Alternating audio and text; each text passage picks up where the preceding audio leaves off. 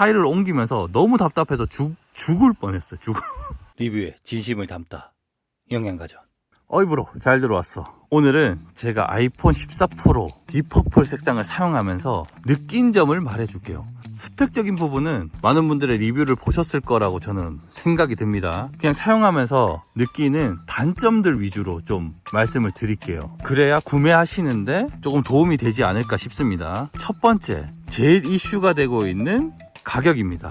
아이폰 14 프로 같은 경우에는 최소 가격이 150만원부터 시작을 하죠. 그런데 그 어떤 나라보다 그렇게 비싸지는 않다고 매체에서 많이 알려줍니다. 환율 적용 때문에 한 20만원 정도 13 프로에 비해서 높아졌는데요. 그래도 150만원대 언저리에 128기가를 살 수 있다는 그런 어마무시한 단점이 존재하긴 해요. 그래서 구매할 때 제일 신경 쓰는 게 가격이거든요. 그 가격만큼 부담되는 건 사실이라고 말씀드리고 싶고, 자, 두 번째로 다이나믹 아일랜드입니다. 제일 이슈가 되고 있는 부분 중에 하나예요. 다이나믹 아일랜드. 왜냐면 애플 공식 홈페이지에도 아이폰 14 프로에 들어가 보면 메인에 다이나믹 아일랜드부터 소개되어 있어요. 5년 만에 새로운 폼팩터이기 때문에 그걸 강조하는 건 당연하지만 여러분들이 사용하는 어플에서는 특별히 작용되는 게 없습니다. 느끼는 감정 또한 많지 않아요. 처음에 우와 하지만 나중 되면 아무렇지 않게 그냥 사용하고 새로운 폰이네 라는 느낌만 있을 뿐 저는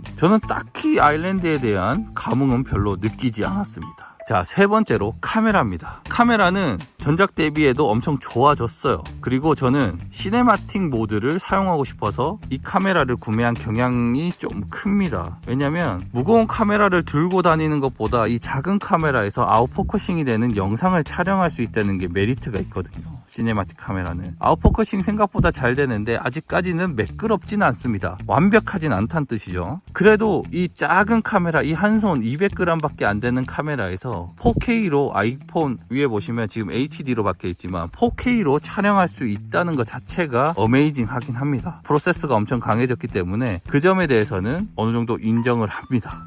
네 번째로 색상입니다. 색상 고민을 많이 하실 거예요. 구매하실 분들은. 지금 이 색상은 딥퍼플, 이번 아이폰 14 프로의 메인 색상이고요. 메인 색상이 이 정도 합니다. 지금 날씨가 좀 어두운데 보라색 빛이 약간 짙어요. 그리고 크롬 부분까지 다 보라색으로 도금을 했습니다. 그리고 카메라 부분까지 색깔 다 깔맞춘 거 보이시죠? 카메라 부분까지 깔맞춘 거. 이거 굉장하고, 만약에 제가 아이폰 14 프로를 산다고 하면 저는 실버를 살 것 같아요. 화이트가 이번에 정말 예쁘게 나온 것 같더라고요. 그건 구매하실 때 참고하시고, 다섯 번째로 좀 카메라 섬입니다. 카메라 섬 같은 경우에는 좀 크다고 볼 수는 있지만 이게 저는 괜찮았어요. 그게 개인적인 차이인 것 같아요. 생각보다 많이 깔끔하고 많이 튀어나와서 문제라고는 하지만 저는 크게 문제되지는 않았어요. 그리고 케이스 씌우면 좀 많이 뜨기는 합니다. 하지만 카메라 성능이 좋아졌다는 거는 휴대폰에서 카메라를 많이 사용하시는 분들은 반길 일이죠. 하지만 많이 사용하지 않는데 너무 커졌다, 무거워졌다라는 인식이 너무 커진 거에 대해서는 반발이 생길 것 같아요. 하지만 저는 이 정도 늘어났는데 카메라 성능이 저 정도 좋아졌으면 저는 무조건 만족합니다. 여섯 번째로 저는 제일 마음에 안 드는 건 라이트닝입니다. 와, 이거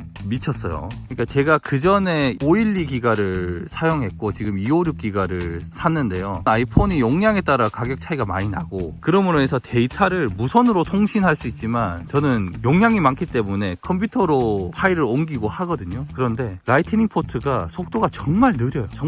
이게 C타입으로 바뀌어야 어느 정도 속도가 나는데 라이트닝 때문에 이번엔 한번 걸러야 되나 라는 생각을 많이 합니다. 이번에 파일을 옮기면서 너무 답답해서 죽을 뻔했어요.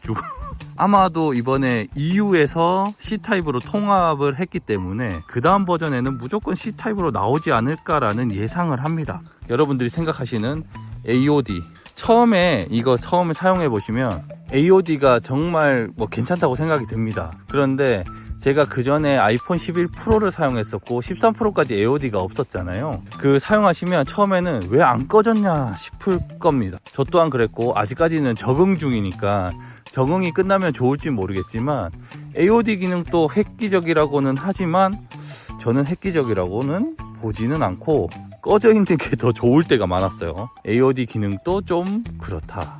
그래서 제가 내린 결론은 이거예요. 우선 아이폰 14 프로를 교체하실 마음이 있으신 분들은 아이폰 12 프로, 13 프로는 교체 안 하시는 걸 정말 권장을 드릴게요. 왜냐면 5년 만에 이렇게 다이나믹 아일랜드로 폼팩터가 바뀌었지만 다른 기능들은 별로 감흥이 없습니다. 여기 120Hz 주사율이 있긴 하지만 제가 11 프로랑 썼을 때의 차이가 별로 안 나요. 여러분들이 만약에 11 프로가 이 정도 차이가 안 나는데 12 프로랑 13 프로는 더욱더 차이가 안 날 거라고 생각하고 가격적인 부분에서도 메리트가 없으니까 12나 13 프로 쓰시는 분들은 구매를 안 하시는 걸 저는 완전 권장 드릴게요. 11 프로 이하로 사용하시는 분들은 사는 거는 어느 정도 적극 추천. 용량은 여러분들이 사진을 많이 찍으신다 하면 무조건 256 이상으로 구매하시는 걸 권장 드릴게요. 256부터 프로레스가 적용되기 때문에 여러분들은 256 이상으로, 그리고 프로레스 솔직히 잘 안 써요. 저 같은 경우에는 색상은 실버를 추천드립니다. 퍼플을 사용하고 있지만 실버가 좀 댄디하고 깔끔한 것 같더라고요. 여러분들이 이 영상을 보시고 좀 도움이 되셨다면 좋아요, 구독 눌러주시고 항상 재밌는 영상으로 찾아뵙도록 하겠습니다. 이상 끝. 바이바이.